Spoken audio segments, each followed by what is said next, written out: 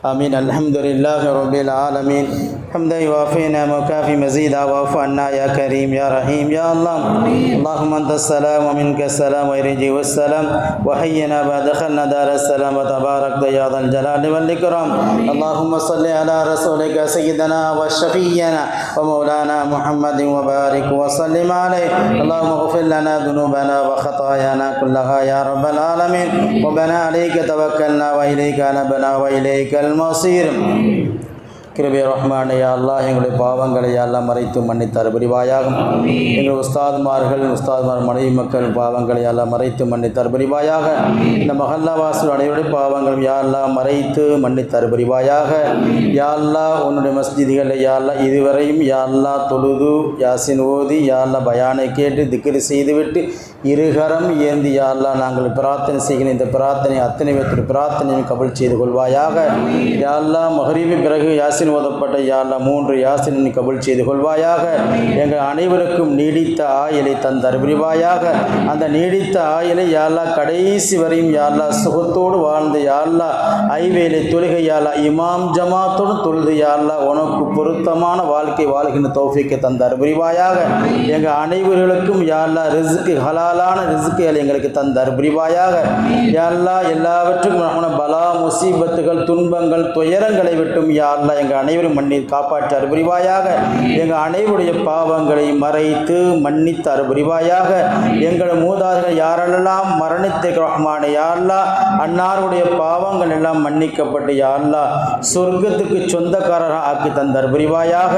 எந்த நோக்கத்திற்கு நாங்கள் யா அல்லாஹ் முன்வைத்து யா அல்லாஹ் இருகரம் ஏர்ந்து யா அல்லாஹ் மகரீப் இருந்து இருவரையும் யா அல்லாஹ் உன்னிடத்தில் நாங்கள் மன்றாடி கேட்கின்ற ரஹ்மானே யா அல்லாஹ் எங்களுடைய ஒருவருக்கு ஒருவர் தேவைகளும் நீயே அறிந்திருக்கிற ரஹ்மானே யா அல்லாஹ் எத்தனையோ விஷயங்கள் வெளியில் சொல்லப்படாத விஷயத்தை கூட உற்று நோக்குகின்ற ரஹ்மானே யா அல்லாஹ் அனைவருடைய ஹலாலான ஆஜாத்துக்களும் நியத்துகளும் நீ கபூல் செய்து கொள்வாயாக.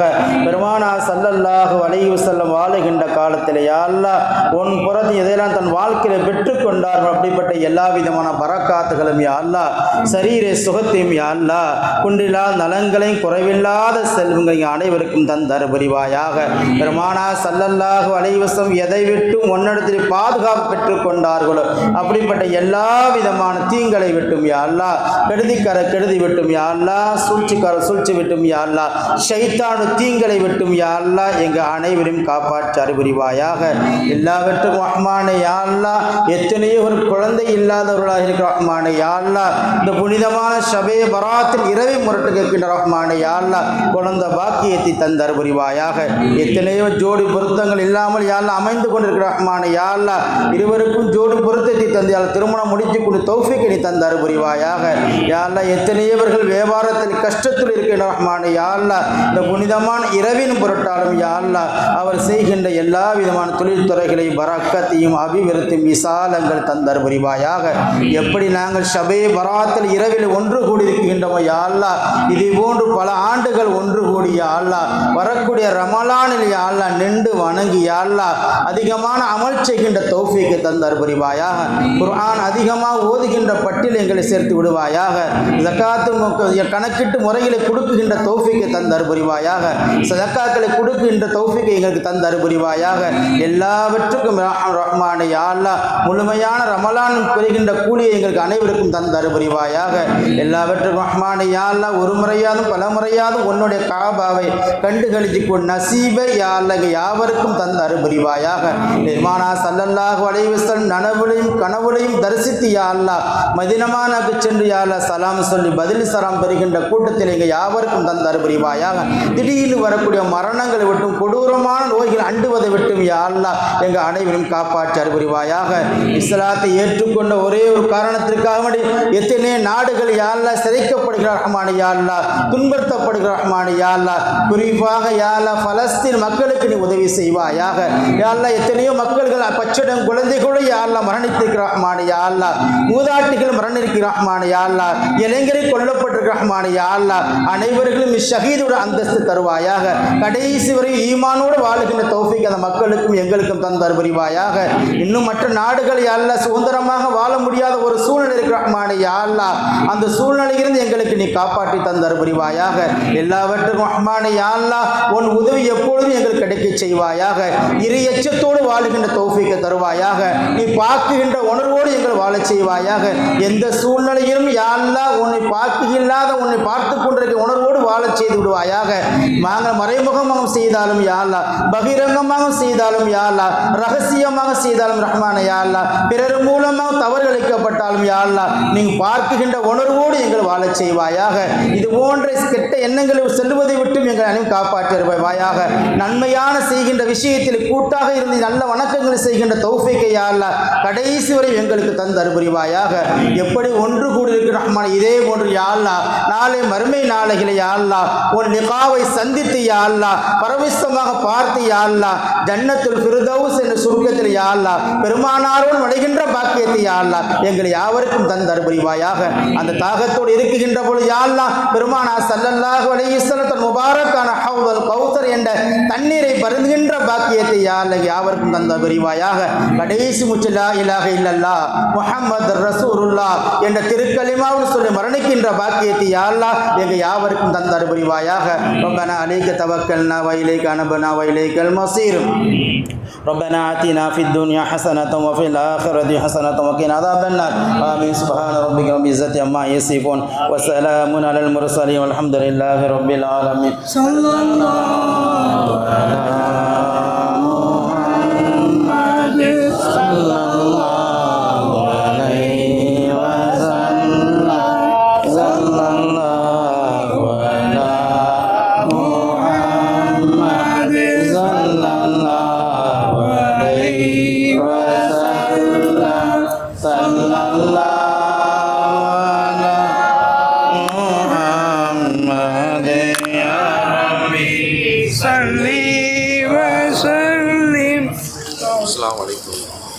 பராஅத்தின் இரவில் கரமேந்தி கேட்கும் கருமங்கள் யாவும் நிறைவேற்று அல்லாஹ்.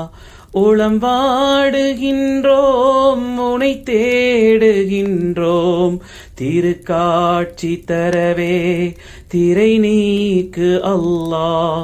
ஷஅபானின் நடுவில் சரணாகி உன் முன் பவமீட்சி பெறவே பணிவாகி நின்றோம்.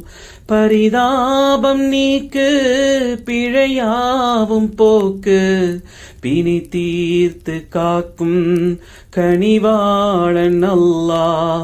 அல்லாஹு அல்லாஹ் அஸ்தஃபிருல்லாஹ். அடியாரின் பிழைகள் அழிப்பாயே அல்லாஹ்.